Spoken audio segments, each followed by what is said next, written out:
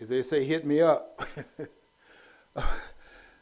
Good morning, afternoon, evening, ladies and gentlemen, whatever time you're tuning in the program called What's Going On allpointstv.com.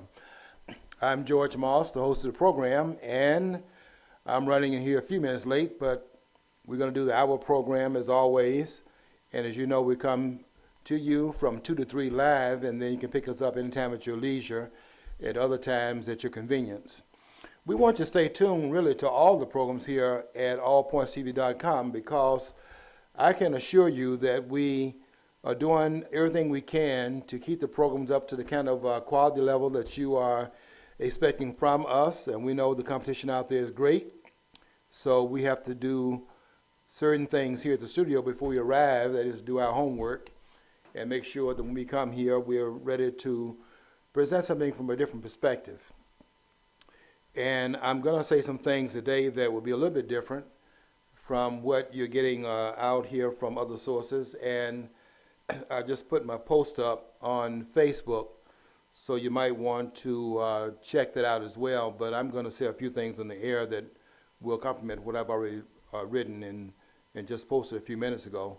That's why I'm late coming to the studio this afternoon, because I was on a radio show this morning, and that threw me behind my schedule. Then there are meetings and those kinds of things, and so you have to kind of alter your schedule therein. I think some people meet just because they like to hear themselves talk. Are you on a regular? You're on a regular show now, aren't you? Another regular show. Well, I tell you what it is that I think the person he told me this morning, I was on Tom Sumner's program. He told me the person was on vacation, was in Brazil.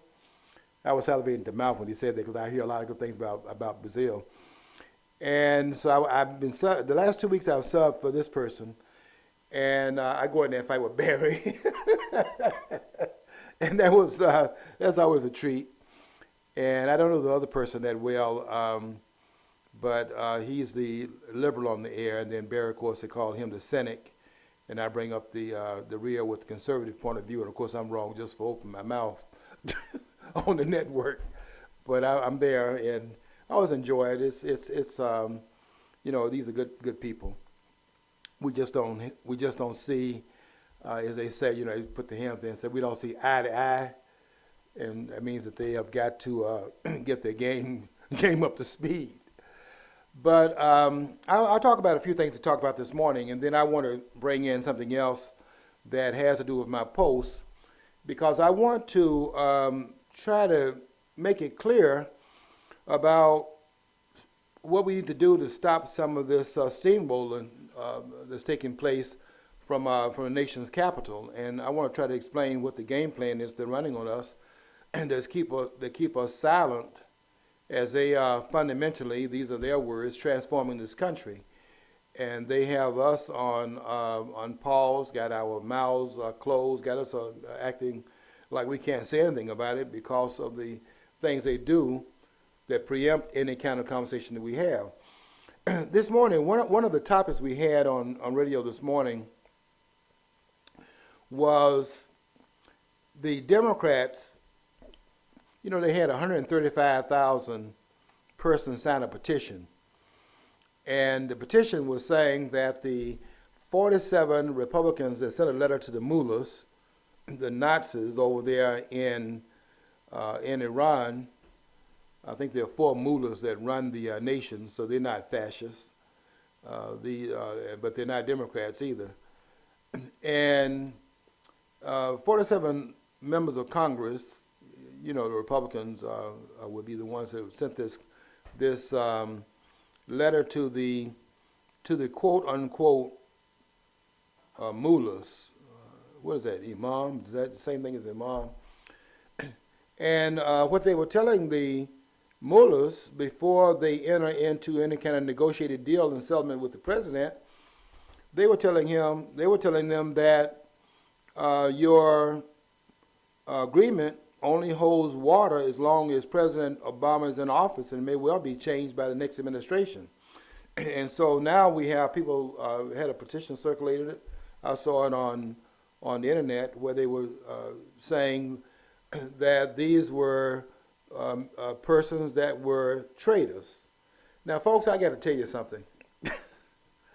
if anyone wants to talk about treason in this environment and have not mentioned it with this administration over the last 6 years, I don't want to hear the word treason. Last I knew, the president alone is not the one who enters foreign treaties and diplomatic things like that alone. And the thing is, it's like if you say time out because Obama. How dare you call him? They act like he's so omniscient. He's incapable of making a mistake. Mm-hmm. He's infallible. I mean, the Pope has to confer with Obama. Yeah. That's why these people act. And I was wondering if there was a fuzziness there too, on my own thinking, because maybe what they did was considered traitorous or treasonous. But I really can't see that. I thought that the Congress had to approve of treaties and stuff that the president initiated, or it was initiated with the United States. I always thought Congress had to approve of that. I'm going to read the language in Article 2, Section 2. Let's see, Article 2, Section 2, Clause 2. And I'm going to read it so that we can understand that you're not committing treason when you are telling the mullahs of how our system operates. If Obama signs an agreement with the mullahs on the Iranian deal, it doesn't have the same statute as a treaty, because the Constitution is very clear that it has to be in not only in consultation with the Senate, but 2/3 of the senators have to in fact ratify it. The president can certainly sign it, but it has to be ratified by the Senate. That's part of the check and balance system. And how are you committing treason when you tell people that don't understand our system, because they don't have the American system, they have a dictatorship over there. So here are the 47 members apprising them that if the agreement is in fact signed, they want to signal to them ahead of time that they shouldn't be disappointed if the next president that comes in 2017 will come behind this president and rescind the agreement. So don't think this is written in stone. But here's let me read Article 2, Section 2, Clause 2, and let's read what it says about what the president's responsibilities are when he's even entering into a discussion. And let me find that, and I'll read it to you, let you see that they're well within their means to apprise these mullahs of what the going rate is. You know what? Another thing is too. Really not treasonous. No, I don't want to distract you, but the one thing that really irks me about the administration, as well as his supporters outside, it's like basically we're going to do this to you. It's going to affect your life. You better not complain about it. You just better sit there and take it, because we deem you have to take it. And if you question it, you're a racist. You're a racist. Yeah. If we're going to change everything because we don't like the rules. We're not going to change the rules. We're just disregarding them. Yes, we're not even going to try to do an amendment. I mean, if you want to change the Constitution, the amendments in the Constitution, we changed it from the 18th to the 21st, where 21st Amendment repeals the 18th Amendment, the Prohibition Amendment. Nobody was following it anyway. And we had a speed limit in some of these states. You know, we tried to reduce the speed limit down to 55, and every car was going by, you know, the officers zoomed, which one are they going to stop? And they were so demoralized that they were telling the officials, hey, nobody's following the speed limit. So they put it back up there at 70. And I think if I'm not mistaken, I think in Kentucky it's a little bit higher than that. But you can change whatever if you have an amendment that you disagree with, or some of the things in the Constitution you disagree with, it can be amended, but you just can't through fiat say you're going to arbitrarily do something on your own and expect people to fall in line. I guess so. Is if they have not read this document. It's the Barack Obama supporters basically say, no, you didn't elect him president, you elected him dictator. And how dare you? I'm sitting there. It's like, and the liberals who are the established liberals. You know, they always talked about, when they were back there, they believed in freedom of speech in the 60s when they were on campuses. Mm-hmm. John Kerry depended on it. Now, how dare you use the First Amendment? Yes. That's ours. They did, and it's really offensive when you think about John Kerry. Look what John Kerry did during the Vietnam War, where he was undercutting our troops and things like that in the Vietnam War. And now this man's Secretary of State. Yeah, look at Jane Fonda. She sat in a gunnery seat of a gunner of North Vietnam, and I heard actually she was shooting at one of our planes. That's not an act of treason. That's not treason. I don't see how that can. I mean, if it was even just sitting there with that photo op, that was a treasonous act, in my opinion. went into North Vietnam at a time when our troops are being shot and killed by the North Vietnamese. Well, one story I I heard, don't want to hear Democrats talking about treason. when she was like actually visiting a camp where American prisoners were being held, an American actually handed her a note, and she turned it over. It was basically telling him, a plea. She turned it over to the commander of the camp. I mean, this woman has done everything to betray the trust of the and decrying the capitalist system. Yet she marries the billionaire Ted Turner. She's a billionaire in her own right because of her exercise books and tapes and stuff. Isn't that all part of capitalism? Yeah, which they reject. John, it is so much hypocrisy on the left that you don't even know where to start to discuss it, because practically everybody over there is a demagogue, and I'll get a chance at the end. No, you got that wrong. It's a demigod. I mean, that's what they see themselves, demigods. Demigods. They're demigods. It's like, Yeah. we can do this. Yeah. We're from Olympus. Our father is Zeus. Yeah. And you can't question us. We could be capricious and arrogant. We could do stuff that we'd kill humans for because we're demigods. We're petty and capricious, Yeah, and they're sacrificing the country at the altar by selling it out with their demagogic behavior. It really is amazing to me that they would consider someone that is upholding the constitutional commands. In other words, what Democrats do pretty much right now, what they've done is they made telling the truth a treasonous act. In fact, I think you can recall when Ben Carson went to the prayer breakfast, what was it, 2 years ago? And somewhere around there, he went to the prayer breakfast and said that he was not in favor of political correctness. And they took that as a disrespectful comment to the president. I guess what they're saying, the implicit understanding of that would be that by saying that you are for telling the truth is somehow being disrespectful of President Obama. So what does that say about Obama then? That he sanctions lying? Is that the message here? And I was just really amazed at how that statement was blown out of proportion. And all of a sudden, Ben Carson is being disrespectful of the presidential office, and he should not have said what he said in front of the president. What did he say in front of the president, other than the fact that political correctness is where we are being suborned and subjected to getting in conversations that have no validity because we're saying we don't believe in. And in fact, I quoted that song called "The Games People Play Every Day and Every Night and Every Day, never meaning what they say now, never saying what they mean." And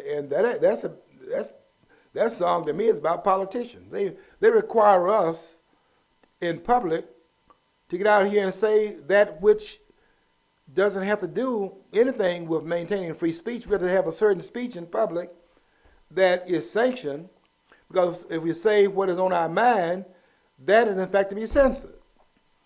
And I don't know where we're going with that one, because I know where I'm going with it, because I'm not buying that somehow we should say that which is politically correct.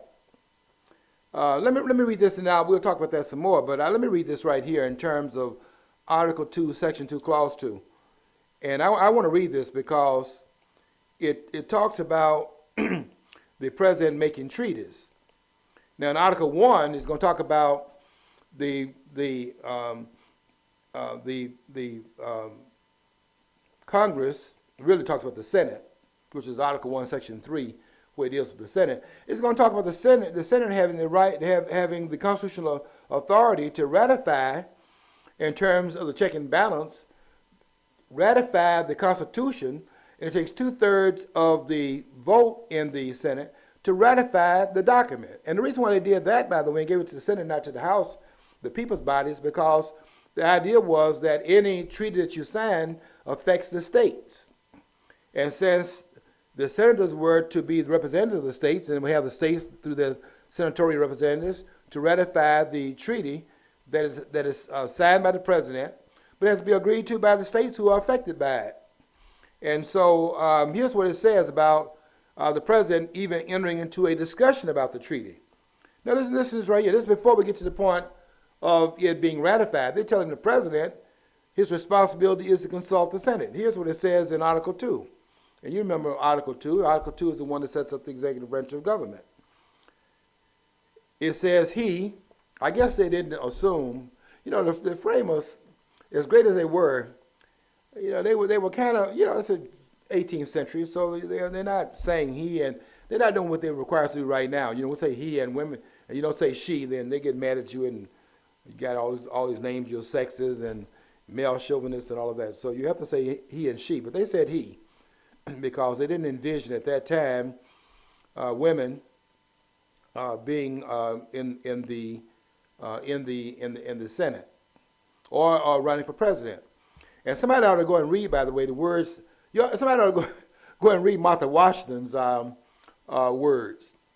That she, when George Washington was on his deathbed, and the doctor was trying to explain to her what George Washington's ailment was, and so he was talking down to her as if she could understand these technical terms, and she took exception to it and wrote about it and said that, and talked about this condescending tone they took and talking down to women as if women couldn't understand, and she was very perturbed about that, and it's interesting to read some of her letters, some of her her notes, because she kept a diary, and to read her diary is quite an interesting. You have to take some time to sit down and read it, but it shows you that when they wrote the Declaration of Independence, all men are created equal, that they are endowed by their Creator with certain unalienable rights, among which are life, liberty, and the pursuit of happiness. I'm sure they would not have said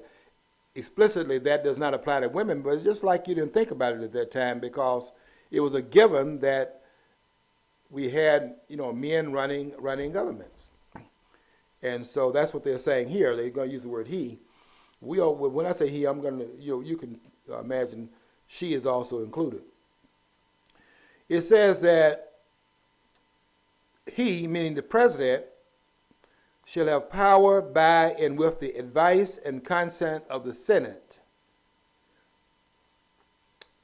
The Senate is to advise. The Senate, because it contains the body, the members in that body that are the representatives at this time before it was changed in 1913 with the 17th Amendment, where we in fact elect senators now the same way we elect members of the House. We elect them through the popular vote. But at one time, as you know, before that amendment was added to the Constitution, to change the way we elect senators, now we have senators popularly elected like we do the representatives in the House.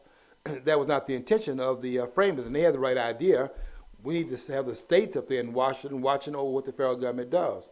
And that was a major change in how that has affected what is really a spider web, because, a spider web, once you touch one part of it, the whole web, shakes. That shook the very foundation of the federal system. The framers knew what they were doing, and we need to leave what they did, that is, say, the apparatus they put that in place, because we've had no thinkers in the American political arena that can trump anything that was sitting at those tables at that Constitutional Convention that drafted this document here. And here's what they said. Forget the word he and put she in there, because it would include both today. He shall have power by and with the advice and consent of the Senate to make treaties, provided 2/3 of the senators present concur. And it goes on there. So the president has a right to enter into, but see, even before it gets to the point of 2/3 of the senators concurring, they want the president to consult with the Senate before it gets to the point of ratification. And all they were doing was telling the mullahs about how our system operates. In other words, if you sign that document and there's no input on the part of the Senate, that is only as good as what's written on that parchment as long as the president is in office. Once he leaves office, It has no validity. I was distracted because I had to ran to get some coffee. But what chapter and verse was that again from the Constitution that you just Article said? 2, Section 2, Clause 2. Article 2. Okay, Section 2, Clause 2. And you can read that, and you'll see that they were acting within their purview, and was because they don't understand our system. They don't have the check and balance system in their system. These persons are, dictating what the policies are. So it's basically these people who are the zealot Obama supporters saying, "How dare you call the Constitution and bring this up? How dare you? That's what they're saying, Obama John. is omniscient. Don't Yes. you know that?" That's what they're saying. Yeah. We have a king here. Yeah, it's like and it's- he's not subjected to the Constitution and the laws of the country. No, okay. I'd like to ask them what kind of logic do you think this man is like more qualified than the rest of the people who are elected officials? I mean, because he was in a Muslim country, he's supposed to be an expert in all things Islamic now. I mean, I just don't understand this. I mean, this man hasn't shown a great depth of character or education that they touted. I don't see this represented. I mean, Bush was an idiot. I didn't like him either. But this guy is supposed to be smarter than Einstein and Pasteur and everybody else thrown together. I don't see that. I don't see that demonstrated. Not his personality, not his actions. If anyone is going to bring the Constitution into the conversation because of the imperial president, and we've had imperial presidents, quite frankly, ever since we have ended the Washington administration, and to some extent, with the first president riding in the deal with the Whiskey Rebellion in 1791, to an extent, that was a bit of imperial presidency there. We just got through fighting a war on taxation. The president is going in to stop, to make sure they understood they're paying the whiskey tax in Pennsylvania, and that was a little bit of imperial presidency on the part of the first president. But we've never had it out of control as much as we've had it out of control with this president. And when you have to write a letter to the mullahs, that's only because the president has not included the Senate in the. Let me read this again about what it says you have to do, because it's not like the language is somewhat ambiguous. The language is very clear. And let's say here, Section 2, he shall have power by the advice and consent of the Senate to make treaties, provided 2/3 of the senators present concur, and he shall nominate, and by with the advice and consent of the Senate shall appoint ambassadors, other public ministers and consuls, judges of the Supreme Court, and all other officers of the United States, whose appointments are not herein otherwise provided for and by shall be established by law. Okay. I'm sorry I jumped ahead, but I mean, I'm just agalled that they're pissed because they're saying follow the Constitution. No, not with Obama. He's omniscient. It's amazing that they would. The president was saying that he was embarrassed. You see, John, did you read where he said he was embarrassed for the 47 members of the Congress that wrote the letter to the mullahs? He's embarrassed because of those persons that's telling them how our system operates. Before you get to ratifying whatever treaty agreements are made, it even has before that the president should be in consultation with the Senate in terms of the advice. In other words, as they're working the terms out, the Senate, 100 members, with the idea you get more persons involved in the conversation because there are more players here. The states are involved in it. And so you get their representatives involved in it, and there's a back and forth, the president in consultation with the Senate, before it is ratified. In other words, before it even is placed in the hands of a foreign representative, the country has worked out the particulars among themselves so that a plan is put in place for them to sign that's agreed to, but all the principal parties, the president, the senators, and therefore the federal government and the state governments have agreed, and now we have a consensus opinion on the table. And then you bring it back, and it's been signed, and the president signed it, and it's signed off by 2/3 of the senators that they agreed to it. So it's not even at the point of of ratification that you started involving the Senate in it. You involve the Senate, go back and read it for yourself at the advice level. The president has not even talked to the senators about it, and they don't even know what's in the plan. I mean, this is another one you have to sign it before you know what's in it, and that's the way the Democrats operate. You're supposed to, agree to the terms first, and then you find out once you agree to the terms, what the terms are. I don't know of anybody else that would say that other than a member of the Democratic Party. They made a big deal about Ronald Reagan, and I think Ronald Reagan, to me, violated the Constitution. Yes. I liked Ronald Reagan. He was an affable guy, nice guy for a party, but he should have been brought up on charges of treason, in my opinion. He did violate the Constitution. But they screamed all about that. How is this any different? How is this any different? It's the Democratic Party doing it.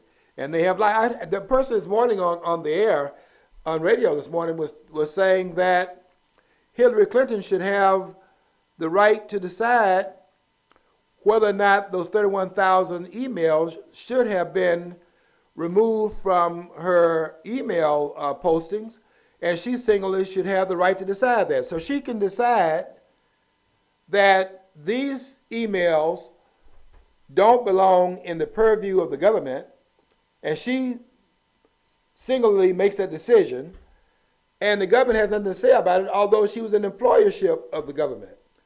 That is not the way the law reads. These people assume so much about these intelligence of these people. Oh, boy. They're again, omniscience. They think that they have this prescience. They can actually foresee into the future, and they can disregard everything because they know more. I don't. It irks me. I'm sorry. Yeah, John, they had a thing. They had this morning.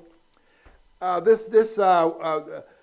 of the persons on the panel was saying that they were against the term limits in the state because by the time these people get experience, then their time is up, but if they had more experience, they make better decisions.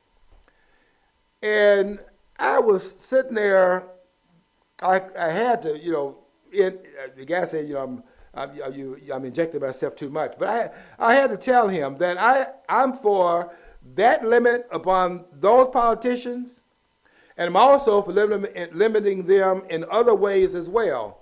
In other words, I want government limited so it can stop intruding to a lot of spaces. Because as quiet as it's kept, there are no political solutions to any problems we face in this country. Not one. All politics deals with is trade-offs. In other words, if you do something politically, it affects this over here. Now this got to be, becomes a liability. But I think that's a way. Trade-offs are what it is for when you're an adult. You realize that everything is in life. There is no perfect way anything.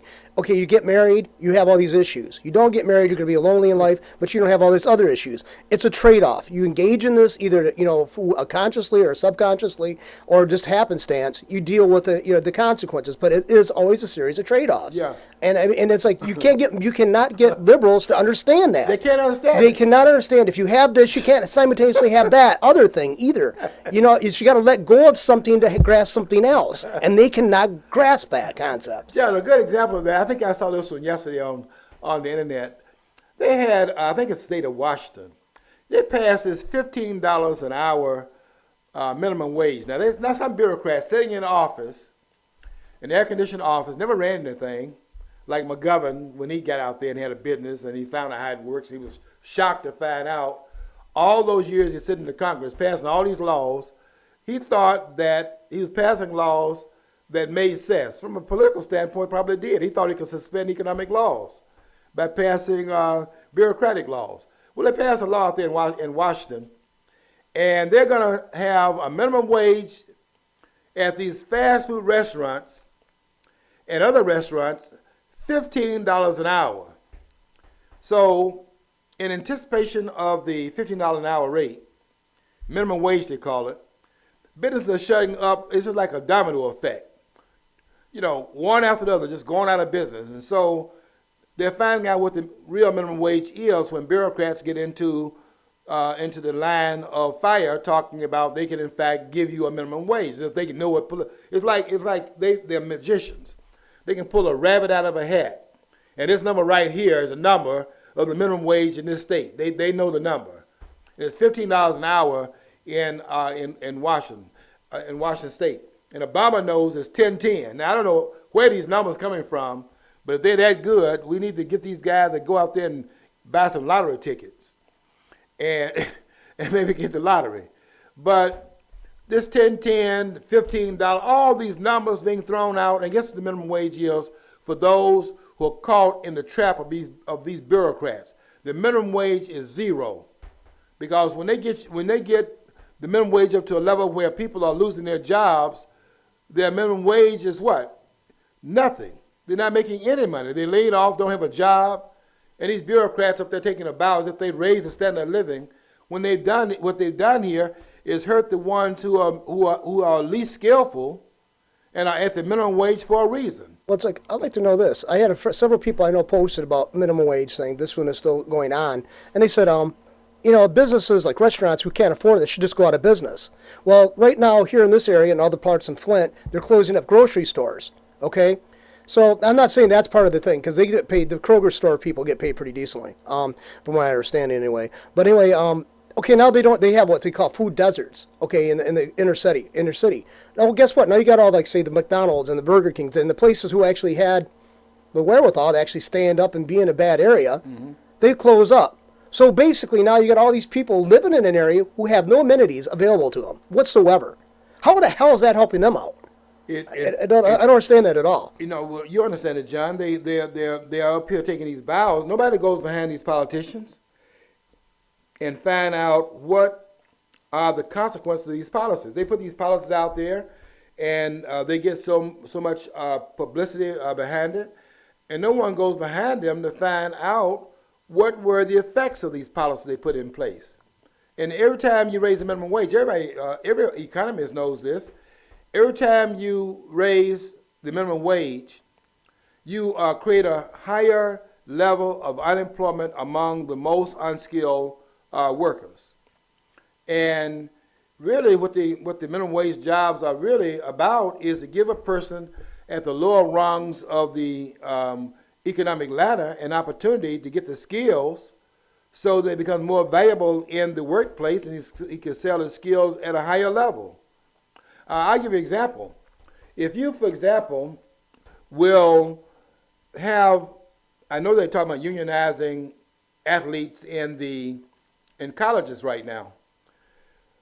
Okay, since this is March Madness, and that, let's take basketball as an example. I can guarantee you that if they pay a football player a salary for playing football in college, I can guarantee you the salary is not going to be the same as it is in pro. Because what really college is about in the first place is honing your skills for the next level. Right now, you're not getting anything on the college level. What you're doing in college is honing your skills so that when you get to your junior year, some are going out now to the freshman year because they're coming in with greater skill in that. They play a year, maybe 2 years, and they go into pro if they're good enough. But if they start paying them in college, they're not going to make in college what they're making in the pro because the levels are different. And the minimum wage level is an entry level into the job market based upon a lower level of skills. But you create more skills and you become more valuable. The market determines that. I can't even get people to understand. We were arguing. They've had me on this program now 2 weeks in a row. So I don't know if that means they want to bring me in at some point, maybe the third time to shoot me. But I was there last week, and the argument last week was I was trying to get people to understand that the economy is not improving in this country. They're trying to tell me that because Obama has, through another fiat, statement, that we have 5.6% unemployment in the United States, and so business is booming. You better buy now. They said that during the Roosevelt administration, when every year the Roosevelt got involved in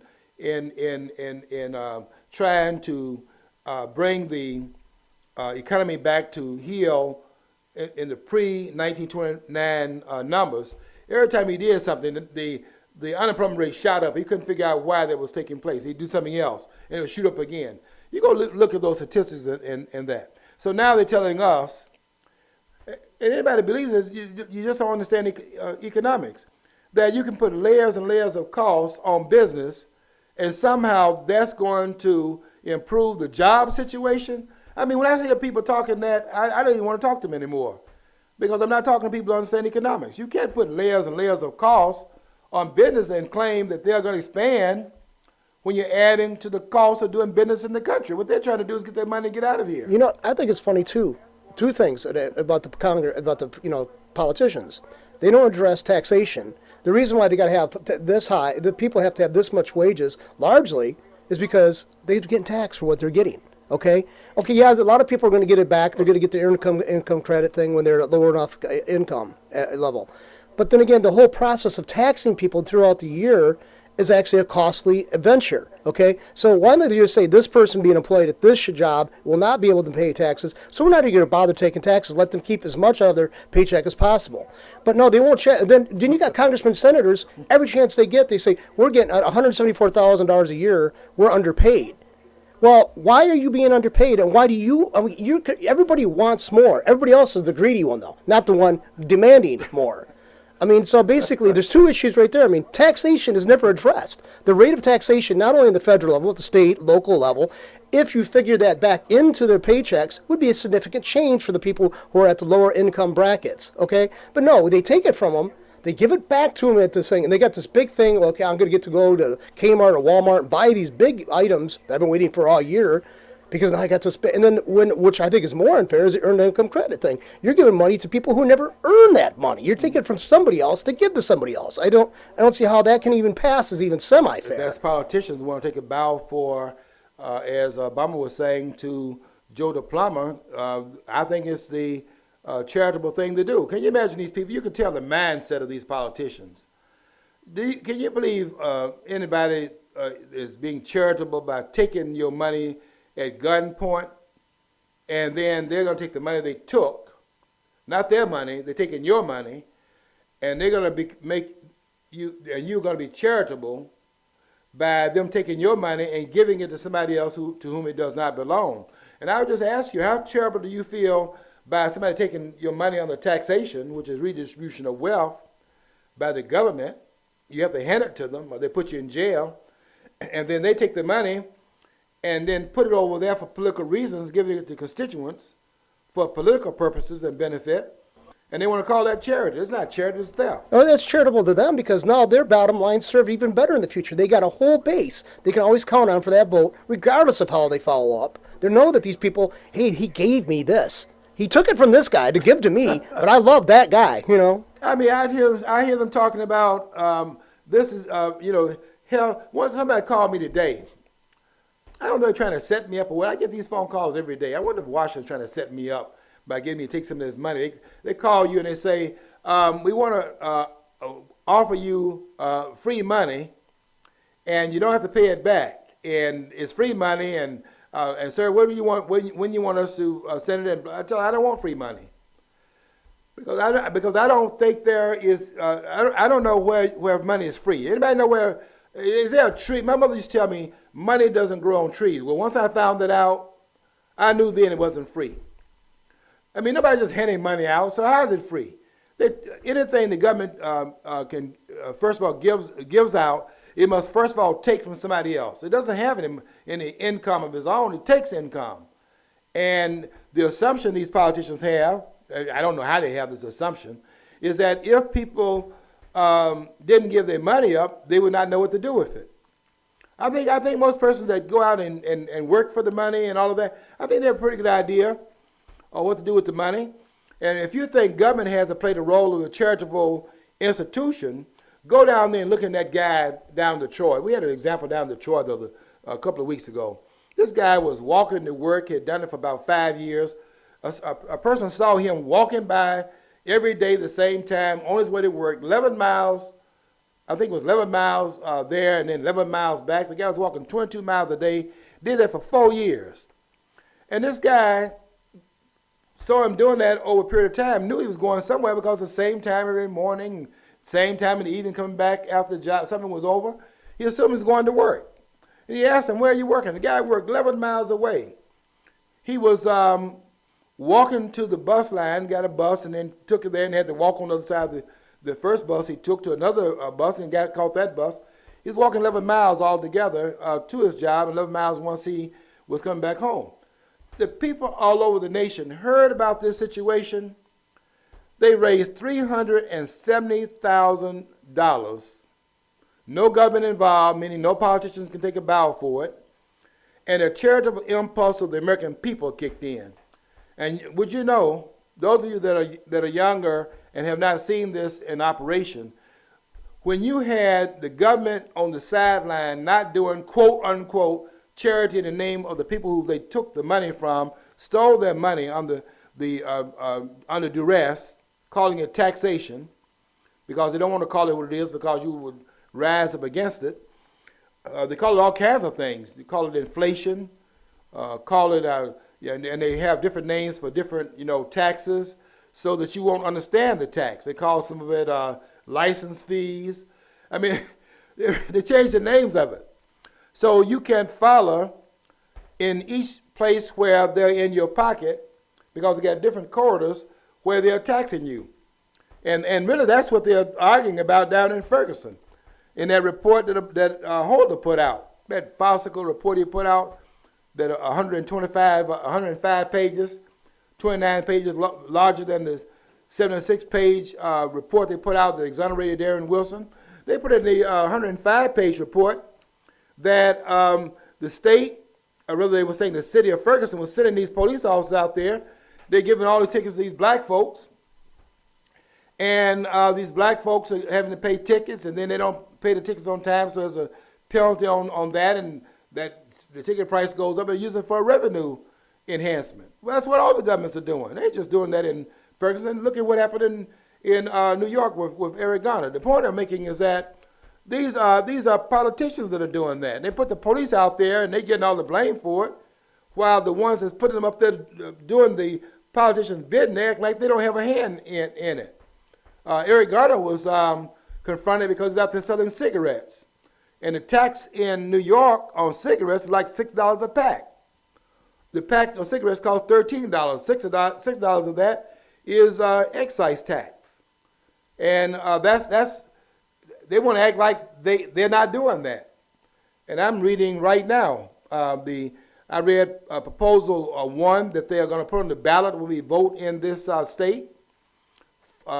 They want us to vote more taxes, and I'm going to be out there campaigning against it, because I ain't buying that in a $45 billion budget, which is the budget they're submitting, the Snyder's getting ready to submit in this state. You can't convince me not on Monday, not on Saturday, and not on any other day of the week, that in a $54 billion budget, we don't have $1.3 billion in fat in that budget, and they can't find any fat to get $1.3 billion for the roads and the 800, how many bridges do we have in the state? 5,200, is it 5,800? I know it's 5,000 plus bridges in the state of Michigan. And they're supposed to check those bridges out every 2 years. You think they're doing that? No, because they spent the money on something else. And they want us to, and because of riding over these roads, these are ditches in this state. I mean, on my street, it's like I'm over there in Nigeria, where when you're driving in Nigeria, you're driving around this way because you're trying to stay on the pavement. In fact, in Africa, they have a little joke. And the joke is that you can tell when a person is drunk in Africa, the person is driving straight.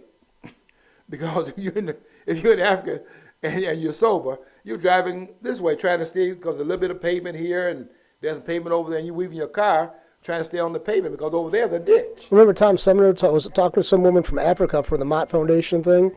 She was, and he said about the roads and stuff in Africa, and she goes, "Come on, Tom, you live in Flint. Dude, your roads are just as bad as ours." And he's like, and I remember hearing that. I just cracked up. It's true. Yeah, you know what? The model for me is Ohio, because they're doing something right down there. You don't find it you drive through a state, you drive through Ohio.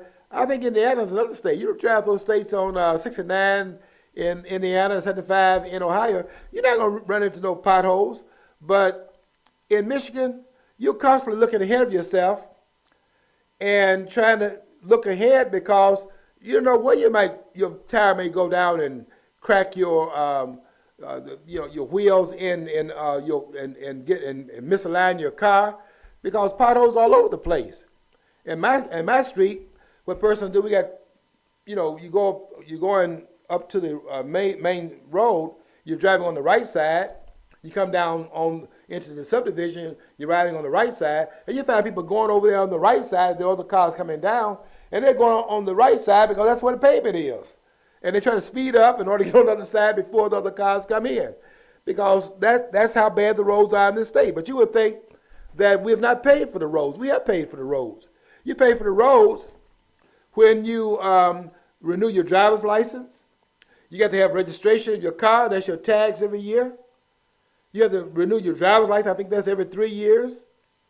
And those are fees that are tied into road service. That's why you pay these fees. You're driving on the road. They tax you.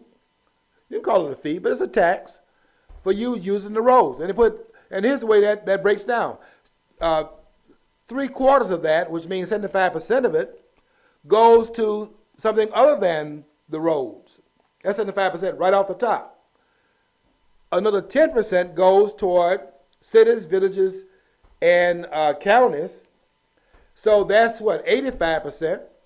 So out of every dollar that you are paying for road service, 15 cents a dollar is being spent on that which it was designed to do. And they want to come, because we're driving over these roads, they want to come back and ask the taxpayers, as if, in other words, they're asking us, because they're too cowardly to do it themselves, want to ask us to tax ourselves.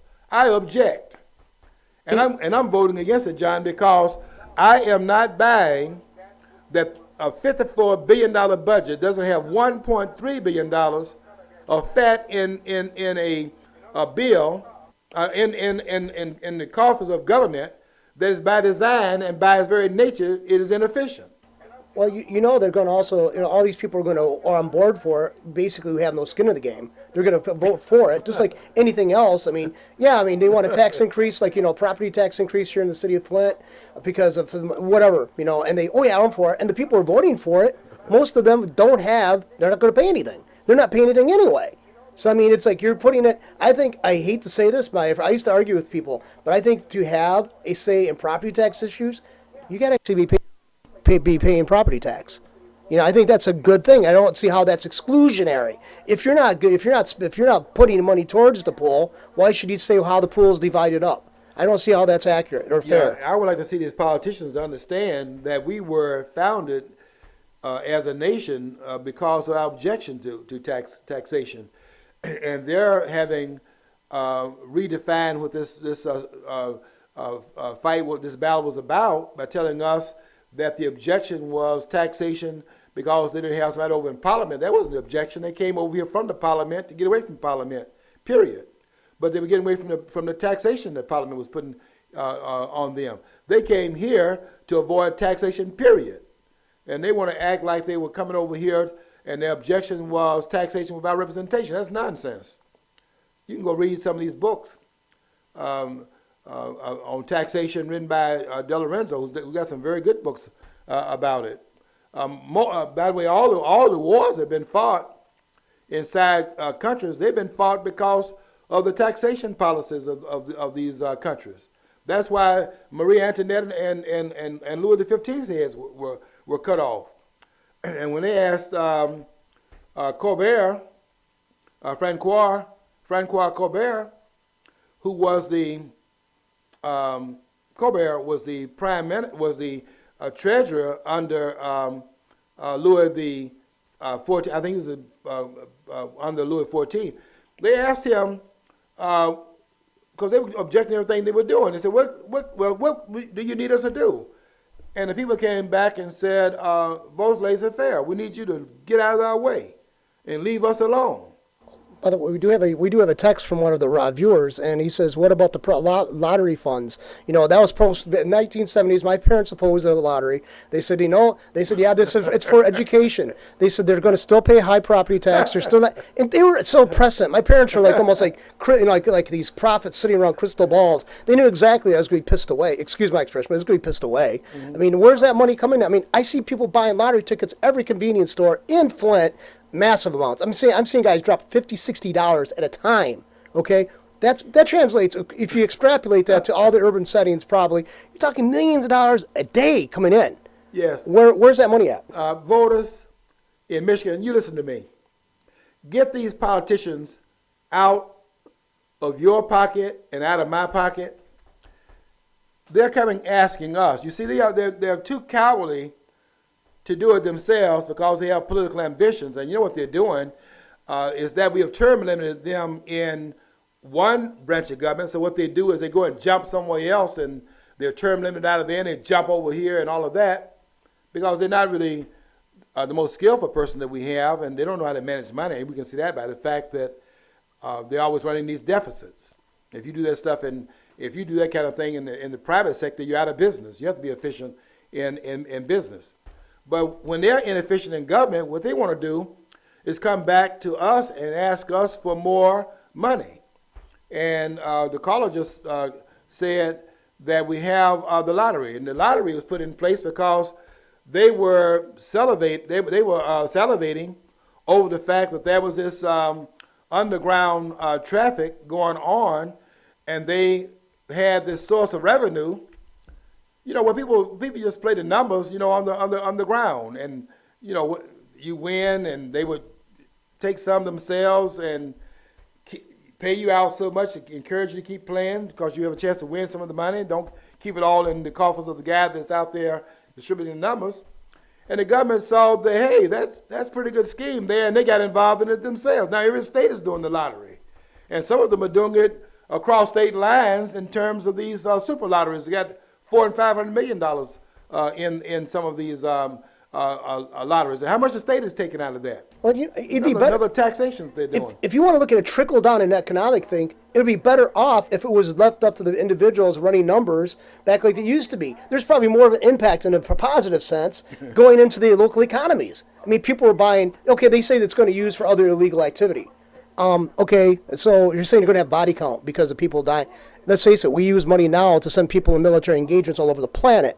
Does that result in any less deaths or fewer deaths? No. So I mean, I don't understand the whole argument against gambling on the like running numbers. I don't understand that whole argument against it. John, the fact that you have a lottery indicates that the government does not care about poor people because who's out there playing the lottery?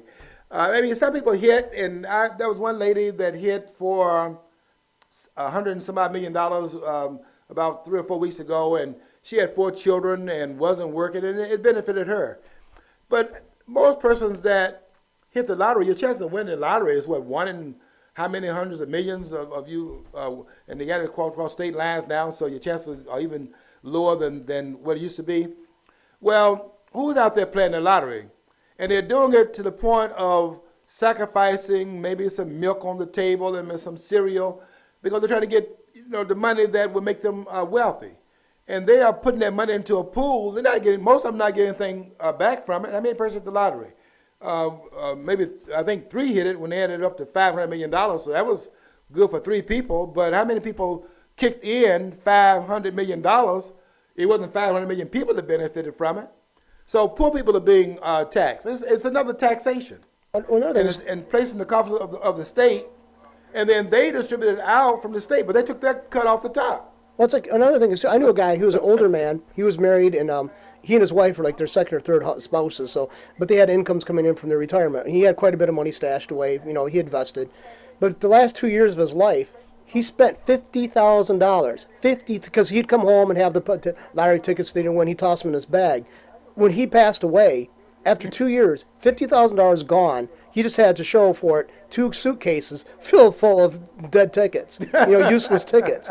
$50,000. Yeah. Now, could you imagine? Okay, and just the interest. I mean, if you just put that in a very low yield, bond, stock or bond, over a couple of years, or say if somebody does that over a period of years, $300,000, $400,000. Well, that's enough to keep you floating, supplement your Social Security. But no, I mean, people don't. They want that high in the pie sky possibility of lottery. And I buy an occasional lottery ticket, no big deal, $1, $2, whatever. But people are just not educated how the importance of money actually over a period of time. If you just they overlook that. That's a possibility. They don't have to wish for something. It's a better possibility, even in bad economic times, have a better payout. I'll tell you somebody who I bet you has never bought a lottery ticket.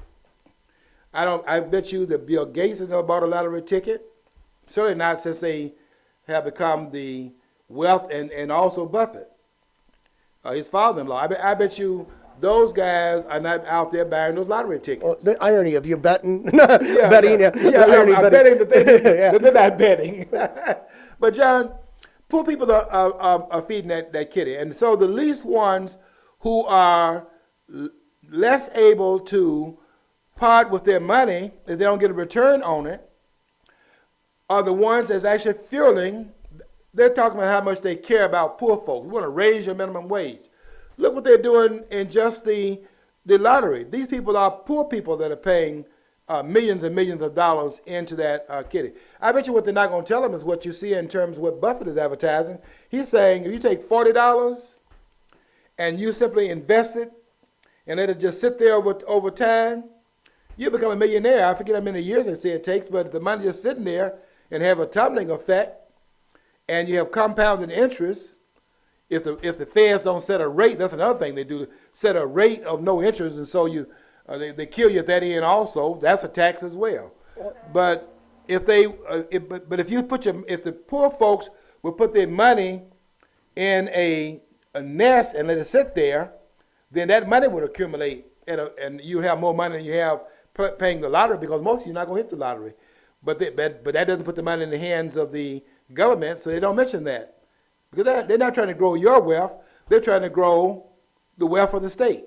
You know what I'd like to see Buffett or It's a voluntary tax. And I think Buffett has done this. And there's also go on the internet, have webinars where they actually say to show illustrations like you were just mentioning about the $40. Another thing is too teach entrepreneurship. In schools they don't teach that. They used to have junior achievement. I don't hear about that being existent. That was a damn good program. In my opinion, that was a great. I wasn't part of it. My sister was. She learned a lot about finance, about marketing, about structure of corporations, a lot of stuff because he brought in actual individuals involved in that. I mean, where's that at now? No, it's like basically get a college education. Okay, that's great. I mean, I'm college educated. But let's face it, look at the costs concurred. If you're getting free ride, that's one thing. But you got, by most people who are like working families, they don't qualify for it. Good working families don't. They're gonna have to have a huge bill afterwards. So now, what's that teaching? If you can get a good job with the foreign competitors, why don't we create more of competitiveness in this country, more of a thing, more opportunities here by teaching people that they can do something on their own? Have you heard Stefan Melano's position on why they don't teach those kinds of skills? I mean, why is it that when a person comes out, as this over there in Lansing, here in Michigan, since that's where our capital is located, why is it that when a person comes out of having 12 years of public school, government-sponsored education, that they only have minimum skill levels? They have to work at a minimum level job, and you got to raise it through the state getting involved in it. Why don't they have skills when they come out of high school? They're in their 12 years. Why don't they have skills when they come out? And I'll tell you why they have skills when they come out. Because if they came out with a skill, they would be living at home and could go into the market and work at a lesser rate, which means less taxes for the government, competing with carpenters and plumbers and all these persons and so on and so forth who have families to feed. That's why they're kept in school 12 years and not given a skill. Because they would come out and be competitive and wouldn't have to earn the same amount of money that other persons up above there would earn, and that would cut down the taxation base. You see, taxes are all around us, and it's disguised as if these guys are not merchants taking our money, and they want us to believe they're giving us money. You know, it's like you go to you go to buy a car today, and they got this big sticker on the thing, $2,000, back, cash back. So the psychology is that you're actually making money by spending money. How could that happen? You're spending money and they give you money. It's all a charade. And what I would say as we close out here is that my position is going to be very clear during going up to the May election. And my position is going to be, don't give the government any more of our money. Make them take it. I mean, have some pride here. And let them come out with the force that they represent, and not let them hide behind, they're going to let us decide to tax ourselves. Well, that's not what this is about. They've already taxed us. Let's make them come out of the woodwork and do it if they're going to do it. And then we'll know to go to the polls and put the penalties in place. But no taxation based upon us agreeing to it ourselves, because that's the adding insult to absurdity. Okay, we're getting up close to the time. Got to get out of here. We've been ranting and raving for the last hour. John told me I got to get out, and because we're going to be taping some other programs this afternoon. So let me get out of here and make room for the others. I want you to follow your dream, because if you don't follow your dream, you'll never know what's on the other side of the rainbow.